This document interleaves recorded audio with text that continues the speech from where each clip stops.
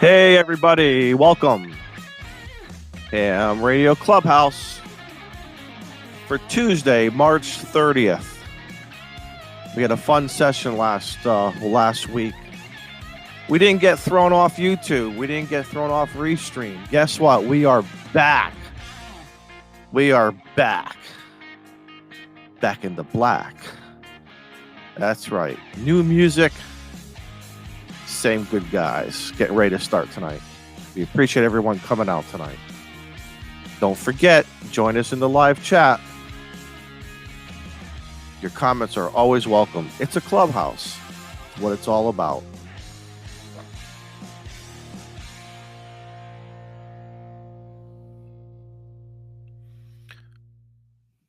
Good evening, everybody. Hey, we got some great music. Big thumbs up there to Shane, who worked hard finding that music for us. We were all very excited. Look at him. Yes, we were rocking it, man. I was. I did something good. Man, that brought back I thought I was in 1978, man, 8th grade. You know, with the black concert T-shirts and everything, and you know, a big hello to everybody here in the chat. We got Marty and the Don Army is here, and we got Joe, Andy's here. So, and John's here, and everyone else, come on in and start listening to what we're saying. And as we start discussing a couple of topics here, we really want your feedback, because this is not just about four guys talking about, yeah, we've got a little experience, but guess what? Share your experiences too, because we're going to learn something and everyone else is going to learn something. So, starting off tonight to say some quick hellos, we got Dan over there. Hey, Dan. Hey, how you doing? Which Dan are you talking to? You got to be more clear. Yeah, you're talking to this Dan? I got to look. Okay, I already messed up the fingers. Dan from Canada. The diversity hire, according to smoking aid and beer snacks. I hear you. All right, no worries. Affirmative action. I'm doing good, man. I'm doing good. I'm happy to be here. All right, excellent.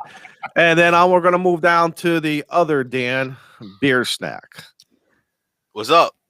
Make New Jersey proud, Northeast proud. Right. Mm-hmm, sure.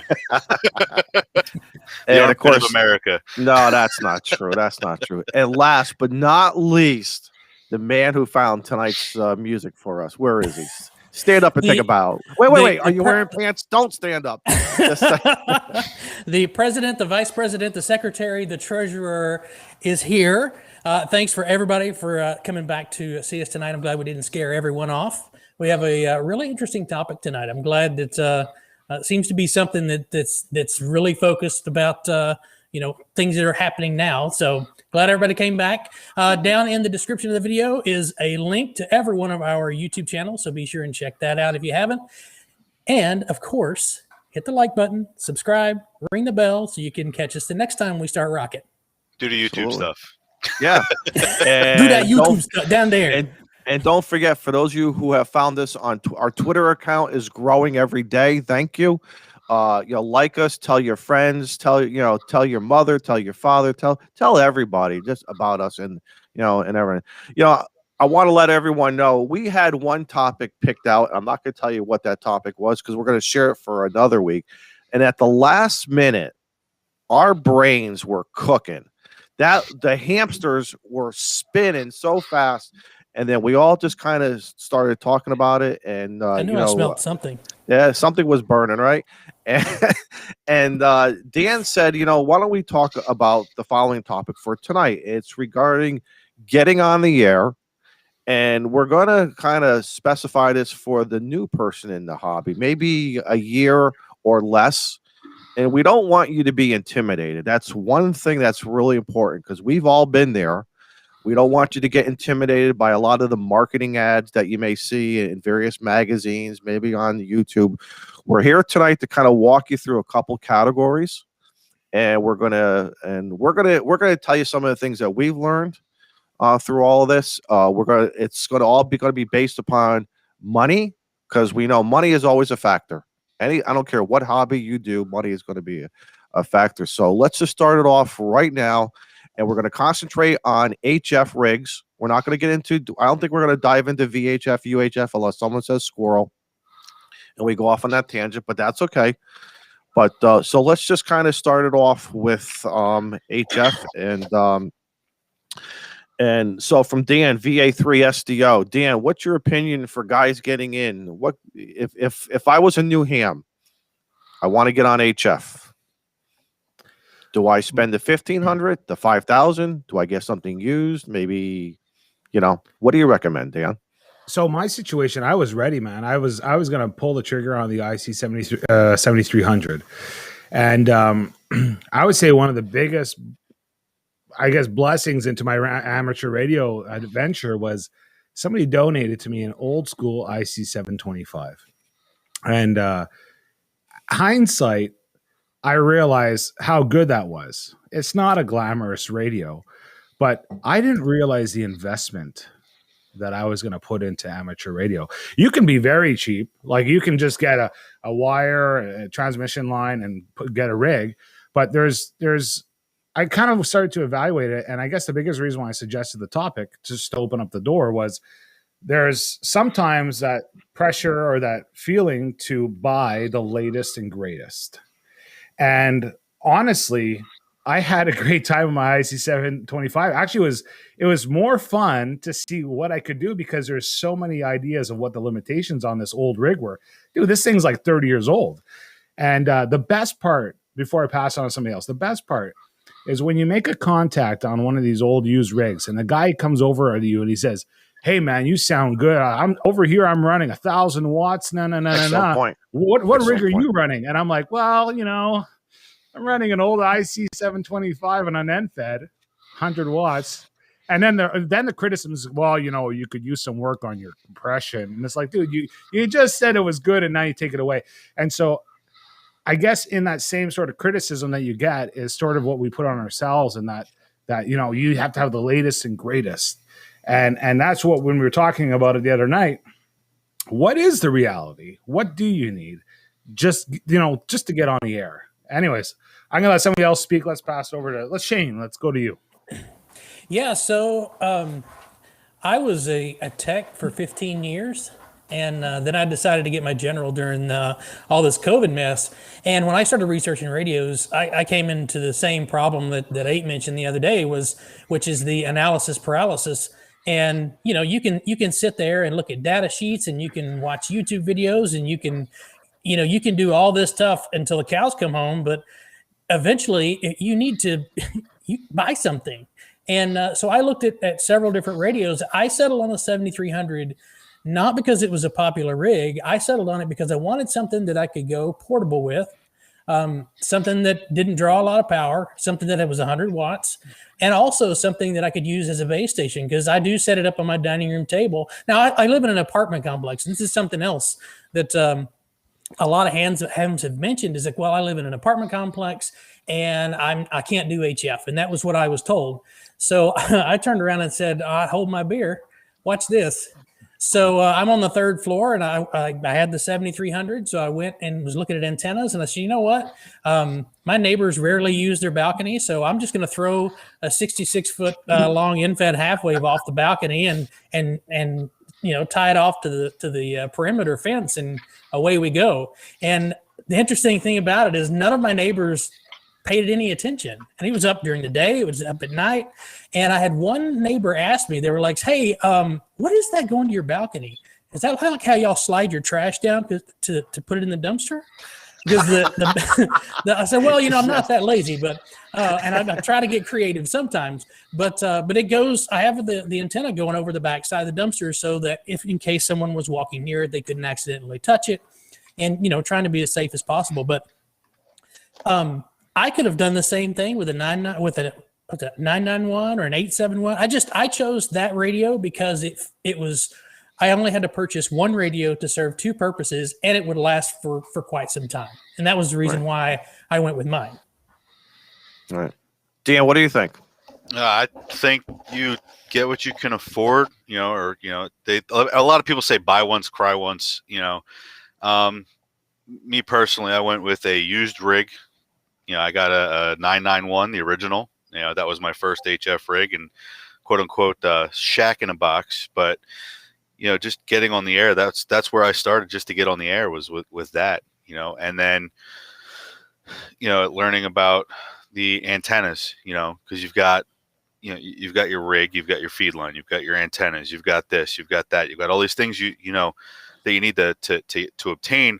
But the other thing is, I think Don said it a couple seconds ago, Mr. Gibbs said it a few moments ago, that, if you're in a club, or a good club, all right, somebody will let you borrow something, or even come over to your place and help you set up and do things like that. It's part of, that's part of the better, some of the better clubs. I definitely agree with that. I mean, squirrel. I wouldn't be lying, but but yeah, no, I mean, going to ask the club members, ask your Elmers, and not just, the Elmers in your club, like we said last week, where's your clubhouse now? You've got Discord, YouTube, I hate to say that the 3-letter acronym that turns into 75 meters, on a good day. So, but it just, being in an HOA is another unique experience. I live in heck. It's where I live. You live in a tough one. Heck. You live in a tough one. Yeah. Yeah. I can't even park my daily driver, my pickup truck, right out front of my house. So it's that bad at this place. And I know somebody that drives in El Camino, they can't park in front of their house either. Wow. Because it's the way that the homeowners association set it up. But I'm able to do it stealthily out back, and temporary setups are fine. But it's just, figure it out, Right. Analysis. There's a way to do it. There is. One of the things I wanted to throw out. I'm gonna give you guys a couple analogies. Being the old guy here. Oh, Oh man, here he comes with his stories. Get out the iced tea. Or the sweet tea. Here's, when I wanted my first car in 1977, 1978, what I wanted? I wanted a brand new car, and cars back then were anywhere from $5,000 to $7,000. You can maybe get something for $4,000. And of course, I was everything from a paper boy. I worked for an in-ground pool company. I was making money. Ever since I was 12 years old. And that included, mowing lawns to pushing the shovel in the wintertime, raking. I was the kid who always worked. I wasn't very good in sports, so guess what I did? I made money.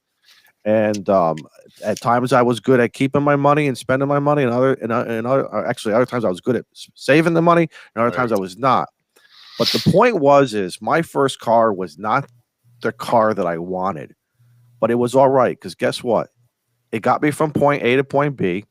I sat down, and between my grandfather and my mother and other mentors in my family said, listen, shut up. The car is for free if you want it. It's going to get you from A to B, and you're just going to have to pay the insurance, the gas, and any maintenance and all that other stuff. So sort of like your first HF rig, it may not be your first rig, but even if you buy it used, the most important thing is it giving the output power? Just make sure it works. Have someone test it for you, whatever. Yeah. Just as we keep saying, just get on the air with it. And guess what? And like what Dan was saying before about getting on the air and talking with an older rig, you may spark a conversation with an individual.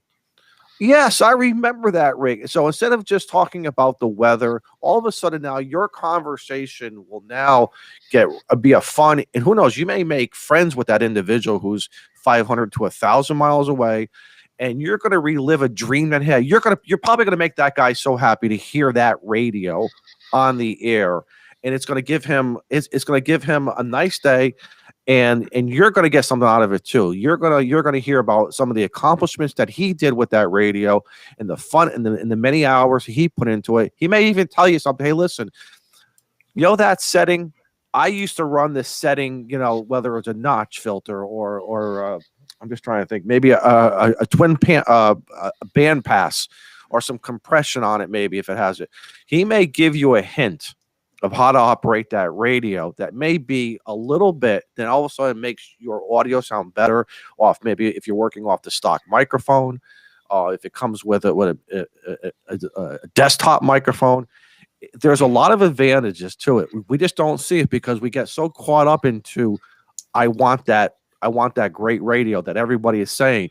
It takes time. Like my 7300, I look back, there's no way I at the time I would have been able to afford something like that. There's just no way. Go ahead, Dan. Two things. First of all, I was just thinking about it. Before we go too far into tonight, we have two of our co-hosts who are missing tonight. We got K5YVY. Did we talk about this? And we have Steve, Kilo. Come on, somebody help me out. Oscar 4. Alpha, Foxtrot. Aren't you so always many people giving him the breeze for not remembering your call sign? See, payback. So that's why you write it down. That's right. Mr. KD2 FM. Liner notes. So they're not able to make it tonight. Other things came up. We miss them. Wish you guys were here. But Don, what do you think? There's some really good questions. You mind if I read them off from the comments? Absolutely. Shoot. Go for it. Beer Snacks, why don't you go first? I think you were going to refer to some comments too. Yeah, I was looking back with regards to North Country Ham. Stated I started searching the ARR website. Found good info, club with which helped him get more information, get him into the hobby. And he had an Elmer, his father-in-law. Okay, I was looking at that. It was the parentheses that sent him a radio to as a loaner. So, that would definitely, help out there. Definitely having an Elmer or somebody that would help you out there. I saw that Don Gibbs is also, he is very right with regards to lots of well-loved used rigs that are out there. And yeah, Marty, to answer your question, we're talking about first HF rig. Your very first rig would most likely be, possibly a Ham, a HT or a VHF, mobile. But what was your first, HF rig? So we got that there, and there was a couple that had stated what they have. Hey, Dan, something? I think it was Don, brother Don from the Army, who said he was talking about an older ICOM, an ICOM 735. Our club had an ICOM 735 for about 30 years. You want to know why we kept it for 30 years? Because it worked. It worked. Okay, simple radio. We used it for field day because we had some newer people who didn't use an ICOM, or they just weren't used to HF. It was the first and only time, maybe once a year, that they would come out. It was fun and easy radio. And guess what? It got them on the air again. We just recently purchased a, what's the new ICOM in that? 718, I think it is. It's less than $600. You can't go wrong to get on. If you want a new radio, it's a great entry level radio. I'm sure Yaesu has it. I'm sure Kenwood has it. I'm just not familiar with those models. But again, based upon for under $600, you're getting yourself a radio. Oh, and by the way, it's lightweight, so you can still take it off the desk in your shack. And if you want to put it on the tailgate of your truck or in the backyard, on a table, and sorry. And guess what? It goes from 100 watts, and then you can turn the power down to 5 watts. And guess what you are? You're QRP. And you can now have fun learning about QRP when you're ready at the same time. And it's just it's an opportunity while still getting on the air. Don't ever forget that. It's an opportunity to get on the air. Let me just get a chance to do a couple of other comments. Guys, if you're in the comments, we're watching you, and we want to get to a lot of the stuff that you're talking about. So keep it coming. Watching you. We're watching you. We're watching you. You like somebody? Oh wait, that'd be half of us have glasses, so we're not watching you too well. Hey, Shane, I'm watching you. So Joseph B3GKT asked a question: Internet killing transmissions killing internet. Honestly, check out DX Commander. He went through a whole drama about that. Good point. Good point. Excellent. Good point. Above my pay grade. So let's do that. But check him out, DX Commander. He has. I really like that guy. But anyways, like he's cool. got a funny personality. Callum is awesome. He's Lord Cal. That's my Lord Cal. Absolutely. Lord Callum. I'm going to throw a question to you know what? You guys can fight over this. Michael asked a question: is there any reason to not use metal tubing for antenna masts?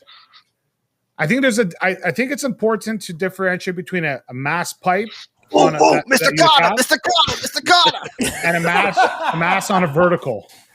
Beer snack. So, all right. What are you going to do with it? Is it going to be a permanent installation, or is it a mobile installation, or a portable installation? Good point. Okay. If you're going to be using it for a permanent installation, there's no reason not to go with a metal mast, but make sure you ground it, and always make sure it's insulated from your antenna. Okay. That's number one. Number two, I'm not carrying 30 feet worth of top rail for a fence post to go out and play POTA.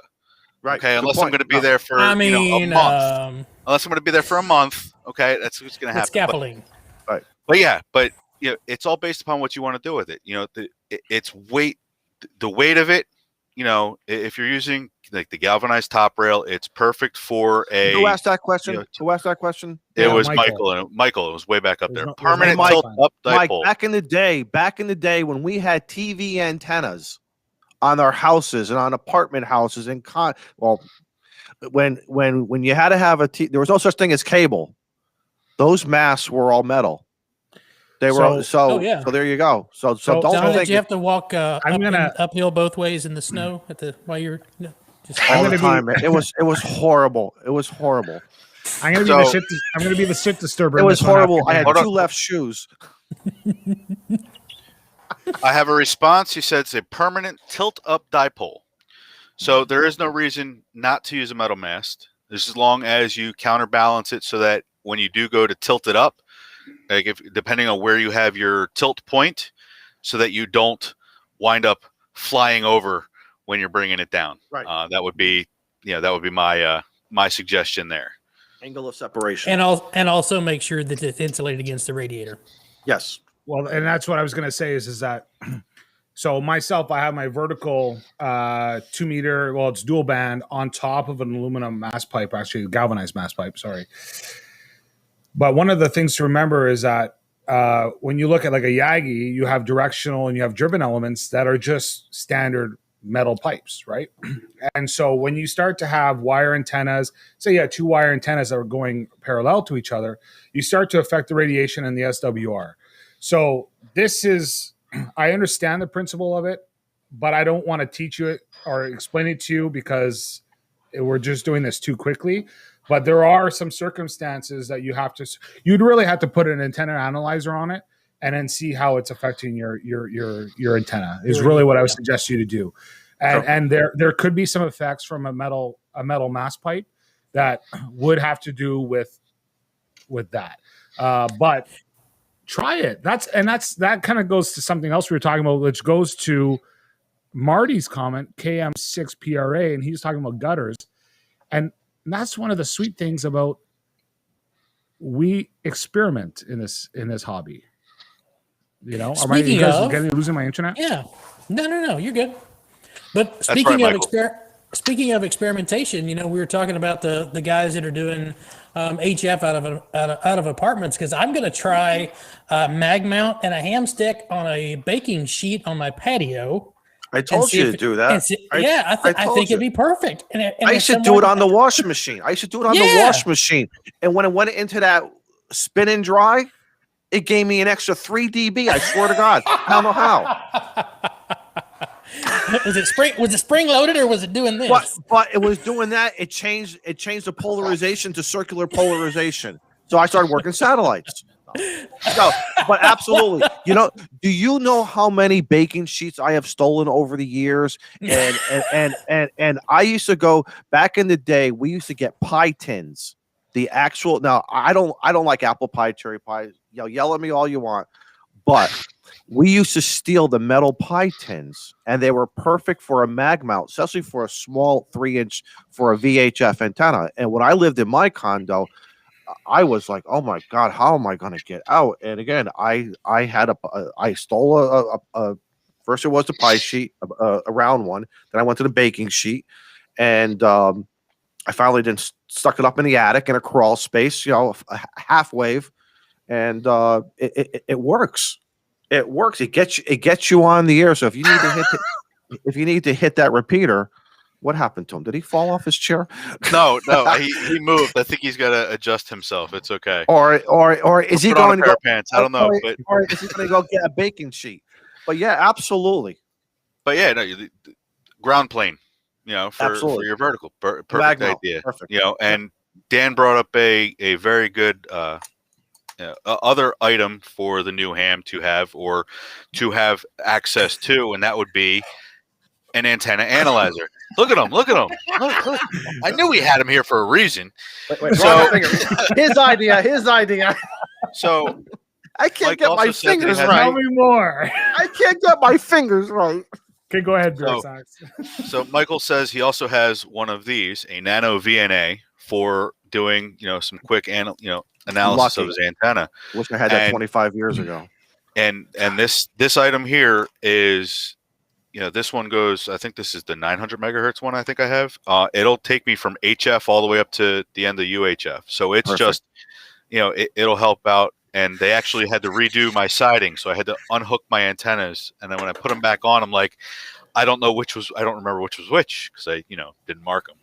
So I had this hooked up in the shack. I hooked up one of the two antennas I have out there and found out that I hooked up the right one to the right spot. So just you bring up a good point. How much did that cost you, man? 50. 50 American. That's so worth 50 it. American currency dollars. Shit, that's like three weeks paychecks for me, man. Well, that's because you're still working in the mines. The mines in Canada, you're getting diamonds for and salt. So thank you. Beer Snack brings up a good. Who said that? Beer Snack makes a good point. If you're going to start, if you the mind more in salt, where do you think salt? Wait, hang on. Where do you think salt comes from? Oh, I know. I just didn't think there was. It comes from the mines. The mines in Canada. He's a miner. He told me he has a helmet with a flat with a round, and it has a Rayovac battery in there. Just get to your point. All right. The point is this: when you're running multiple pieces of coax into your house or maybe a truck or anything, you may want to consider this. Get some color tape. You can find them at the dollar store. You can find them at a Walmart to your big box Lowe's, Home Depot, and just mark them. And just maybe have a little cheat sheet somewhere. So again, yellow is your first one. If you don't have multiple colors, do it the very simple way. Your first feed line is one band around or next to the PL2. There you go. And then your second one, you could use a marker like that. Use something that because the last thing you want to be doing is hooking up feed line into a radio that's not supposed to be. Yeah. So, yeah. So that's your public safety announcement for tonight. Thank you, and Morton salt and Rayovac batteries. I gotta That's say, right, Scout. That's right, Scout. 26 minutes in, and we broke. See, there you go. Thank you, Phil. Thank you, brother Phil. There you go. See, I gotta say, Philip has my back. he always does. Phil is cool. Yeah. Phil is Salt cool. Mines in Hutchison, Kansas. That's Yeah, Kansas, baby. Yeah, well, the worst is when you're doing like a CQ contest and like I'm in Missouri and you're like, is that MOMI? What is that? Like, I don't. I'm like, remember, I'm not the diversity hire. I'm the disability hire. You got to spell it out for me, okay? So, Literally, spell it. Hey guys, so this is serious, okay? Because I take this topic sometimes a little bit too serious. So you guys have every right to hit me. I'll give you a free shot.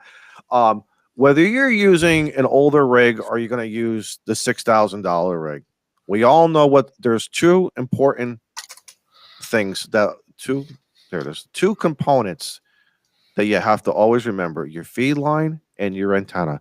Because whether you have the $300 radio or even if you get that $100 used radio, if you don't have a good piece of feed line and if you don't have a good antenna, And let's just talk about this. There's nothing wrong with that G5 RV that you can get at a flea market for what, $40 or whatever they are called, or make your own resident center fed.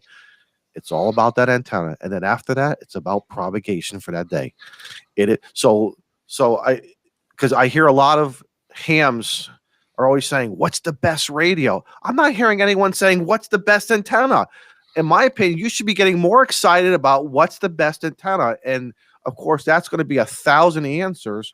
And some people are going to say, "Well, it's the one that you have," which I agree, but you don't get caught up in all those wonderful pictures of the guy who has the antenna farm of 26 acres and you spent a lot of money.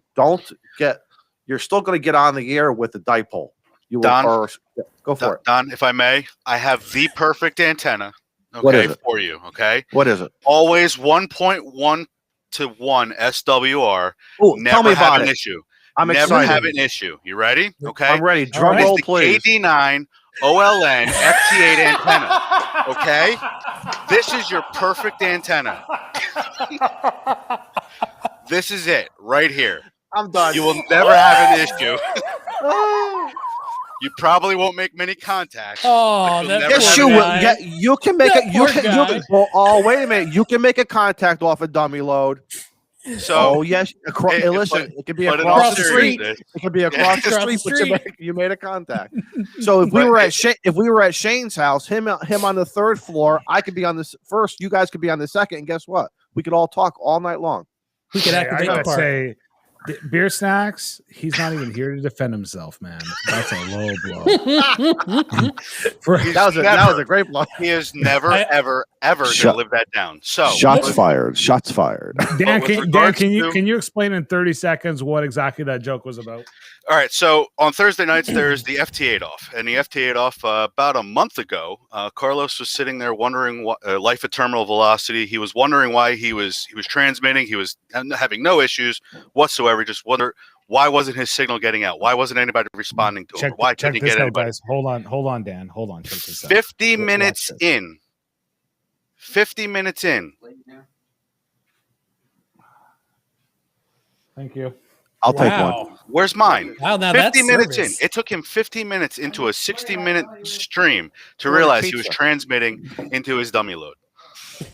So what you're saying, Dan, is that's 50 minutes, not 15 minutes. That is correct. 50 out of 60 minutes. It was a classic moment. Had to be there. Team replay for the win for that one. Oh my God. God. I will find it. I'll post the time in the Discords on Toads and so on. So in all seriousness though, getting into antennas and stuff, me personally, my favorite is KM4ACK's little kit. Hold on. Those are awesome. This is the actual kit. Comes with the wire winder, the little T140. Yeah. What's that take? It's what? A soldering iron, maybe? I think it's two soldering joints, a little solder, some solder, a little bit of scraping of some magnet wire, and it's all supplied except for the solder and the soldering iron. And what does it take? About 60 for a new guy who may have to maybe read the instructions 2 or 3 times. What do you think? An hour, maybe 90 minutes? I think the longest this took me was winding a toroid. That was it. I've wound toroids before. Toroids. I've wound toroids before, but that's always what takes the longest on. That's what takes the longest on these, is that. And then once it's done, throw it up in the air. Throw it in the tree. Make sure you hook the feed line up to it first, and then go from there. And then I hooked it up to the analyzer, and I got dips 40, 20, 15, and it worked out beautifully. So it was the perfect amount of wire for me. What he sends in here, it is silky smooth and it's perfect. I use that for going out. I use that for FT8. Now it seems like a great antenna if you just want your first build. Let's say I'm a new ham. I just passed my general. I'm 2 months in. I got an ICOM 718 on order coming from HRO, and now I need an antenna. And to me, that's like a great antenna to take, again, right? Take it to the park, your backyard, whatever. So you have your end-fed half wave. You have for the win. Yes. You also have your, that there's speaker wire dipole, link dipole, so on. Go into any big box store, you get yourself some 18 or 20 gauge speaker wire, and you can even just connect the speaker wire directly to the SO239 and run that, split it apart, tie the electrician's knot. I know K8MRD has a video on it, on how I was just going to say, check out K8MRD Mike's. Do a YouTube search, search on that. But he did, he has a video on it, and I did find the original video. I can't remember who, off the top of my head, I can't remember who it is. Shows you how to do the knot in the middle, and then you go long and just trim it down. That's it. Anime. So that's, it's easy. It is very simple. And if you don't have an antenna analyzer, 90% of the portable radios that are out there have a meter on them. And hey, Ariel. Good. I'm sorry. Good. And it doesn't have to be perfect 1-to-1 all the time. You still get signal out at 3-to-1, 2-to-1, so on. So yeah, guys, don't play the numbers. Do not be so concerned at a VSWR at a flat 1-to-1 versus a 1.3-to-1 or a 1.5. Do not think do not think that the antenna is broken. Do not think that you have done something wrong. Or even a 2-to-1. Even a 2-to-1, exactly. Scout a little lost there, but a 2-to-1 is perfectly fine. Yeah, right. So my first antenna was so when I came into the hobby, there was a gentleman who was not doing well, and his wife said, "Listen, he's not able to do the hobby anymore. We want to donate it to a new ham." And I was going to write my license, so that's where I got the IC725. I got a MFJ Versatuner, and I got a G5RV Junior. And so once I got my license, I hooked that stuff up.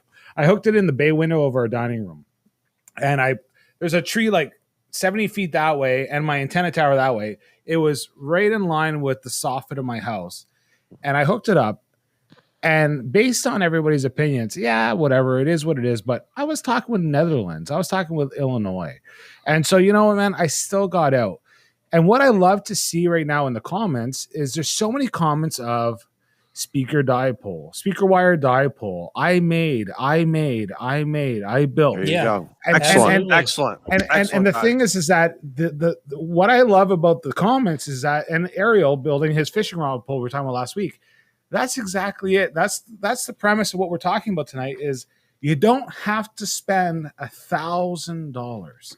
Right. The whole idea of this hobby is to, yes, there is the emergency comms, but it's an electrical hobby where you learn about stuff and you Dan, expand your knowledge. Dan, we build, we learn. Hey, I think there's someone has a YouTube we build, we learn. That. Doesn't somebody have a channel? Yeah, I love that. It's a great concept. Who? So that guy. My fingers again. I don't want to derail the conversation, but like since you brought it up, I have a YouTube channel that I'm starting out. It's called We Build, We Learn. Check it out. I'll put it in the chat afterwards. But We Build, We Learn, and really, there's two things: is I want to document projects that working on as a short. I build things for a living. I analyze things a little bit differently than some other people, and then I also have one of the things we're going to do is 5-minute shorts. So we're going to do so it's going to be Ham Shack Shorts is what I'm going to call it. So we're going to have main project builds and Ham Shack Shorts. And that's going to be some really fun, quick little projects. And are those in shorts the first, denim? Huh? Are those shorts denim? Yeah. What kind of shorts? And they got the little rip. They had the little rip right underneath the ass crack. That's where they got it. Swear jar. Yeah, swear jar. Sorry, guys. I forgot we were live streaming for a minute. Anyways. No. He was talking about a donkey. Oh, that's right. That's right. Your Honor, my client at the time was actually talking about the 4-legged horse. That did Steve just post it? I think he just posted it. But sorry. My apologies. I will go to Wait a minute. What's the Move Canadian? on. What's the Canadian exchange? That's what I want to know. I don't know. Are we good Joseph before was telling me the Canadian price for the Nano VNA. So Joseph, what is the cost of the swear jar? You didn't tell me before I signed up for this. What is the cost? Well, what? Of course we didn't tell you. Wait a minute. You didn't read the small print? Nobody reads the small print. That's right. Nobody. When you're downloading software, what do? You just click that box, don't you? Nobody. I don't even know. I probably signed my life away a million times already. So, Dan, please Scout, save us, right. Dan. Let me tell you, Scout. save us. So we've Scout, got a couple more. We got a couple more things for the new ham to consider. Running HF. All right. Are you worried about what your feed line is? That's my question for you, Don. Are you worried about what feed line you're using for a short run or even a long run from your radio to your antenna? Are you worried about? Okay. I'm superstitious. Okay. To me, it has to be 50 feet, 75 feet, or 100 feet. A good again, if it's only going to be on HF, I'm going to look at the attenuation values. Matter of fact, what I just did, and I'm gonna I think there's a guy called Smoke Signals RF. He has a channel out, and in about another month or so, there's going to be a project that I'm doing where for my DX Commander, because I don't want my son cutting up the coax that I have laying on the grass. I bought some Massey and Pelosi burial coax. So we're just gonna, coax. Yeah, Massey and Pelosi. Is it Pelosi? I don't know. I forgot. Whatever. I'm sorry. That's embarrassing. I'm so sorry. Okay, the M&P. I bought the M&P, and we're just gonna. So again, but I bought 100 feet of it because I measured it. I only needed 90. But hey, so I always like to have 50 feet. 50 feet seems to be a good choice a lot of times as far as a length goes. Obviously, if you're on VHF and UHF, again, an LMR 400, again, look at it's called the attenuation values.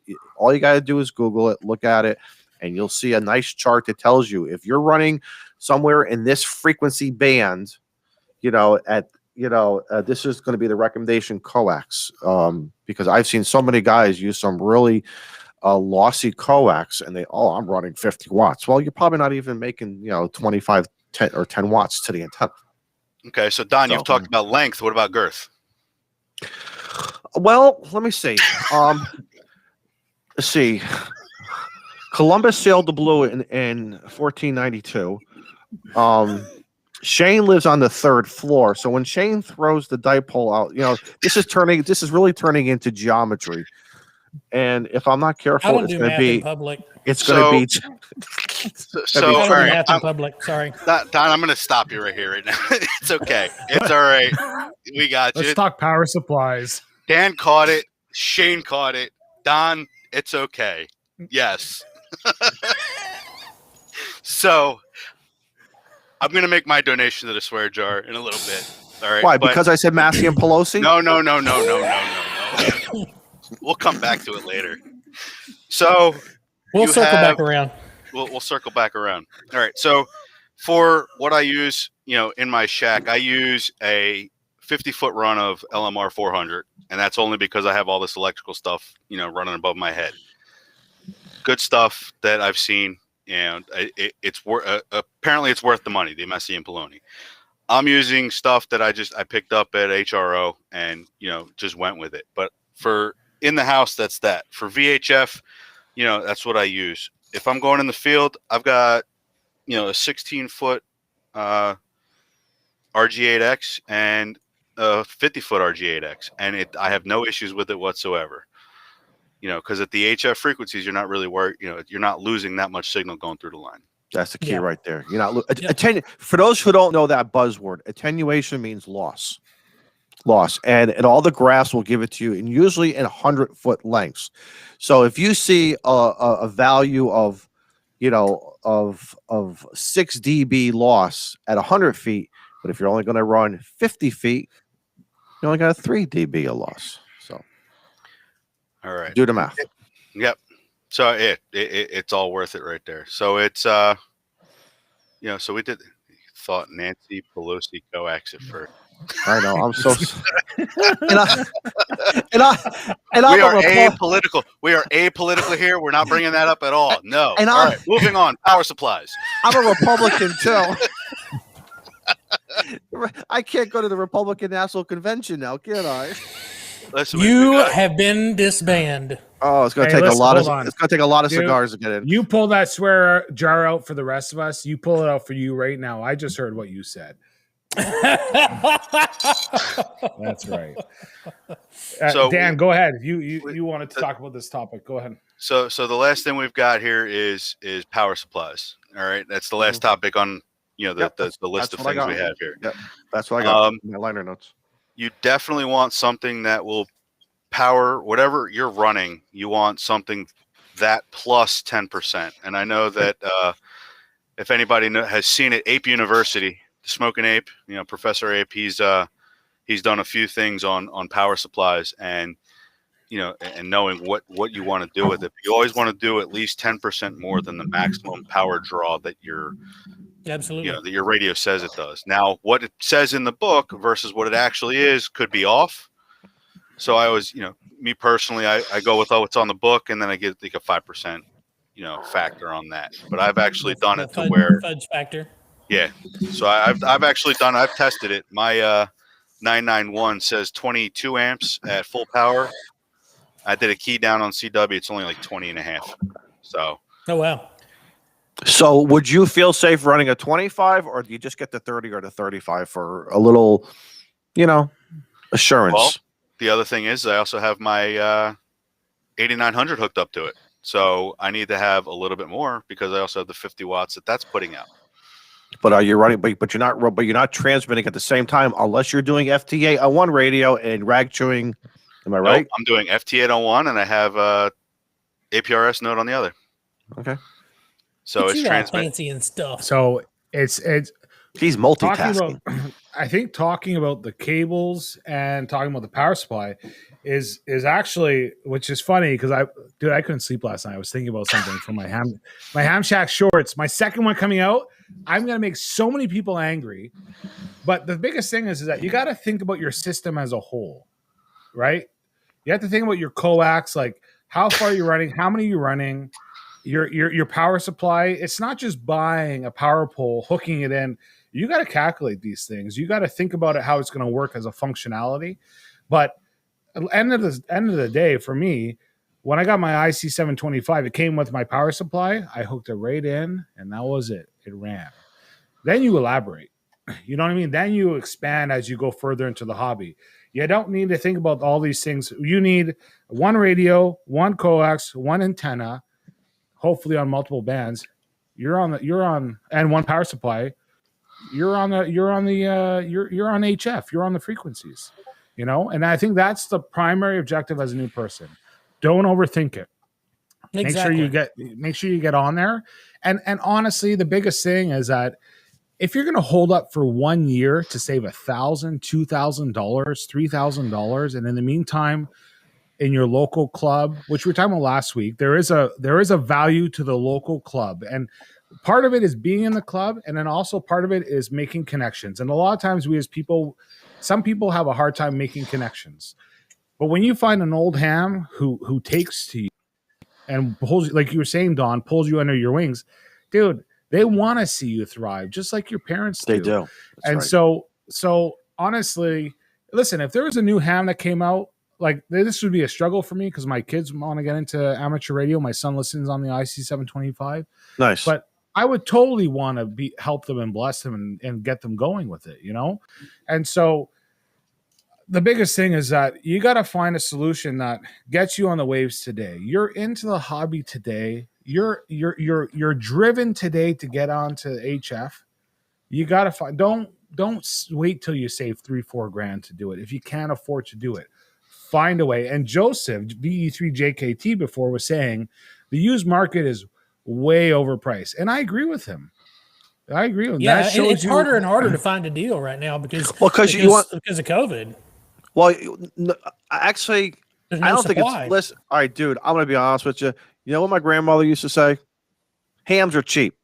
Okay, and swear to God, my grandmother helped out. Listen, as my earliest memories, she was the woman. She'd get out and help my grandfather hold the rope while he throws the dipole, and all those that we're going through now.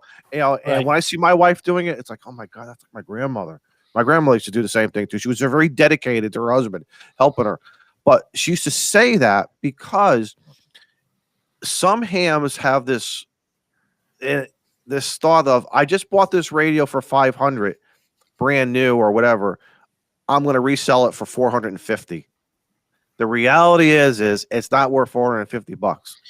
Nope. But I'm not going to tell a man how, and how many guys have I said I don't tell a man how to spend his money, and a few other analogies. But guess what? Some guys think that, and that's the problem with ham equipment. Let it go. It's okay. It's okay. Absolutely. Let it go at 50%. I see that a lot with. Listen, Rob from the 741 show did a great video the other day about cars, used cars, and the market of and everything. And he was absolutely right. I did a private DM with him, and I'm like, Rob, it's all over the place. It is crazy of how, and so whether it's maybe ham equipment or vehicles, it doesn't make a difference. The whole used market, everyone just needs to take a step back and stop thinking you don't have gold there, and it's not. Hams aren't cheap. We're frugal. Hey, Phil has a good point. Maybe it's that. Maybe it's a different word. So we are at the 9 minutes remaining mark here. We've been chit-chatting ourselves to death over here, just the four of us. Could you imagine if there were 6 of us at this time? No, wow. We'd still be on, HF rigs. So I just want to take 80 meters. I want to take a moment here. I want to thank everybody that's been in the chat, who's been, asking Absolutely. questions in the chat. I want to thank everybody who's been helping us out and answering in the chat. Scout, was good to see you. Anime, good to see you here. We have Joseph, Wild Hogs and Ham. Ariel is here somewhere, trolling everything. And then, so we've just been rambling here. Do you guys have any questions for new hams? The guys in the chat. Yeah. There is something I saw. So Wild Cascadia Radio is talking about her power supply. And so typically there's two for me, when I'm looking at it objectively, there's 2 perspectives. First of all, both my rigs take roughly 23 amps. And like Dan was saying before, typically in electrical circuits, you want to not load your circuit more than 80% of its capacity. So when you're thinking about 23 amps, you want to fuse that higher than what you're doing. Not too much higher, because the fuse protects it, right? So your power supply, that's tune into my video I do in a couple weeks. But, there you go. But coming soon. So at the end of the day, there's 2 perspectives. First of all, you want to make sure that your power supply has more. I moved on quickly. You want to make sure your power supply has more than what you need. But at the same time, the biggest protection is going to be fusing it correctly. You want to fuse it correctly. You can have 100 amps, fuse it correctly. And that's the biggest thing, is that radio is protected. Now, typically, when you think about it, my radio has 23 amps. The reality, can I get another UHF, VHF radio on that and provide it sufficient amount of power? You're going to have to calculate that based off each model. So I think you were talking about the G90. I don't know what that one takes, but add it, A plus B, can that power supply handle it? And then you protect the radio with the fuses. All right? What, any other questions you guys see? Just I'm scrolling frantically. Joseph says he's first. Joseph said he's first. Well, all right, Joseph. What's his question then? He's first. Oh, first in the chat. The first shall be last. Rule of thumb, a 30-35 amp power supply is going to handle a 100 watt HF rig. Think of it like that. Just think of it like that. It's, if a 40 watt mobile radio, I think a 20 amper should be able to handle it just fine. And I don't know if we have enough. I don't know if we have enough time, but I have a question, and this is for people in the chat as well as you guys. So I'm stupid new to HF. So my question is, can someone explain to me So the 7300 has an auto notch, which is a great thing to have, especially when you're doing parks in the air. Can someone explain to me, whenever you don't have an automatic notch, where do you slide that notch? Is it a filter that you put on top of wherever the interference is coming from, or can someone just a high level, super high level, give me just a rundown of the notch? I can chime in on that, but can you go ahead. Can you clarify your question quickly?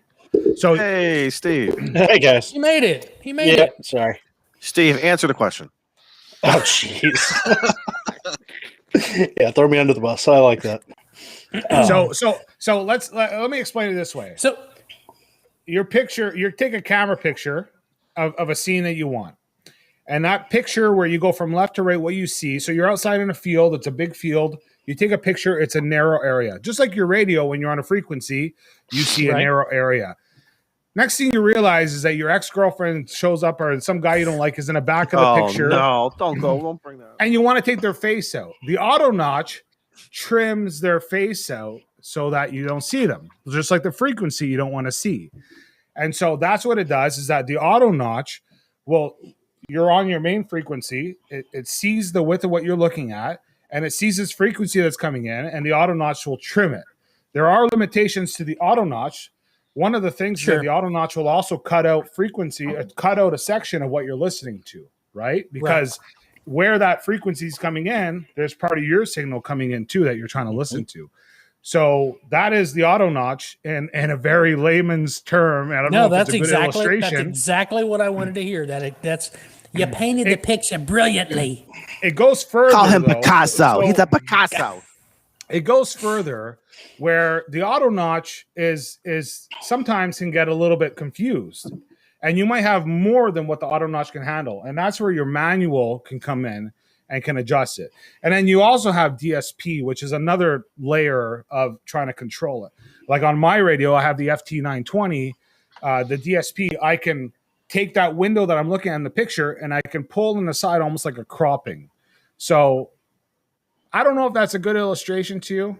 I'm not the expert in it, but that's Brother my Don. explanation. Brother Don has an excellent supplement. So look at that. He's absolutely right. Mm-hmm. He's absolutely listening the gap. Listening the gap. Yep. Excellent, Brother Don. Any other questions? Steve, how you doing, buddy? Doing all right, guys. Sorry, I'm a little late tonight, but a little Don't worry bit. about it. We're just about to say 73, and here you yeah, are. well, Late to the party. I could do the tank radio thing, but that's his thing. So. But Gotta love Frank is awesome. Frank is awesome. But I'm going to throw a shameless plug out there, since you guys are already all throwing up the shameless plug. Where's your there's your sign. Okay. There it I was is. waiting for the sign. Steve, before you do that, Joseph, I make a motion to ban Joseph from our chat. He says that is possibly the worst explanation I've ever heard. Wait. Where's Joseph from? He's been working in the mines. He's been working in the salt mines for way too long. He's got one of those Victor call signs, right? Victor's call signs. Yep. All right. I think I'm getting a lot of hate for that analogy. No, you're good. I got it. I got it. I understood it, and that's all that matters. Go ahead, Steve. So Screw the rest of you. 2 of the Padawans tested today for Excellent. K5 ATA. One of them upgraded to general. Nice. Ooh, nice. So Good job. Nice. we're working on something special for them. I got a flagpole antenna from a giveaway from one of the other YouTube channels. Mm-hmm. I built it and hammed it forward. Sent it off to him today. That's Nice. awesome. That's awesome. And if he gets the rig he's looking at, it'll tune a dead goat. So, need I say which I radio? want that tuner. Wait, the dead goat or the fishing sign? Yes. See all the above. Wait, dead goat. Are we talking about my ex-wife? No, come on. No. Let's not go there. On that note, Hey, 7-3 all. Have a good night. Thanks for coming. Hold on. We're kicking down off the we need to screen. wrap it up. We've hit that hour mark. So I was going to ask say, Steve I was going to ask Steve a question. Yeah. Steve. Hey, Steve. Seriously, the online testing. Mm-hmm. Just tell everybody in the chat. Just give them. Hey, Don't forget it, because that's a nice option. COVID or no COVID. It's a Right. great option that's available for everybody. So Yep. why don't you tell Absolutely. everybody about that? Yep. hamstudy.org/sessions, or you can email me directly, mycall@gmail, ko4afl@gmail.com, and we can set you up a session.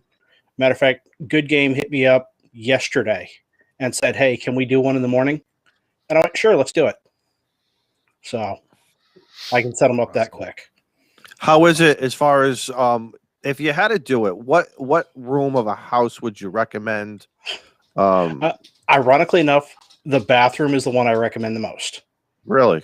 It's the easiest to declutter, Okay. because it's just makeup and stuff, if you're in the master. But a lot of guys use like the hall bath. Mm-hmm. There's a big mirror in there, so I can have you turn with your back to the mirror so I can see everything. Oh, it's like a two-way mirror. Exactly, But I only need one webcam. Okay. You show me the room, and then as long as I see your face and your computer screen, we'll get you tested. It doesn't take much. So I want to go back to Wild Hog. Wild Hog and Ham says signals come through the notch, and your filter, it's a notch filter, and your signals you use the notch filter to filter out that section of what you're receiving. It doesn't let it through. It's not a pass filter. It filters it out. So you tune in on the area, unless we're talking the same. We might be talking the same thing, but in a different perspective. But you're canceling. I think it notches out just what you want to hear. So you hear just that section. It cuts That's everything what I thought. else. That was always my assumption. So you're notching out the interference. But if somebody's tuning up on the frequency, you notch out that interference. It cuts out just that center section. That's right. So that notch is the cutting out, the filter. Beer snack, go for it. I make a motion. We table this to next week. No, fight it out. Fight it out. Come on. Listen, guys, it's been real. It's been fun.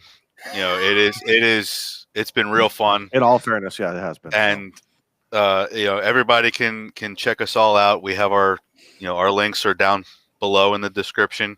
Mm-hmm. Shane had to step away for a moment.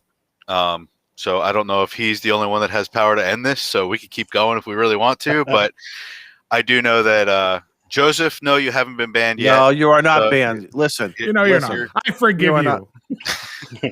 The Canadian the fingers again. Give up, Don. Give up. The Canadian Pope has blessed you. You are fine. You are fine. Don't worry about it, Joe.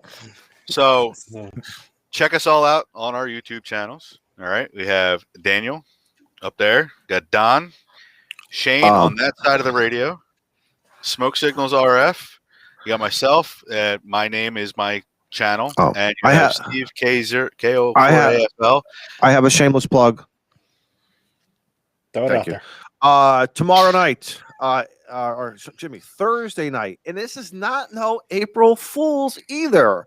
I will be on Thursday night, part of the Thursday night Ham Radio a group with the other YouTube bunch. I got a brand new video coming out. My wife and I went out and we had a fantastic time.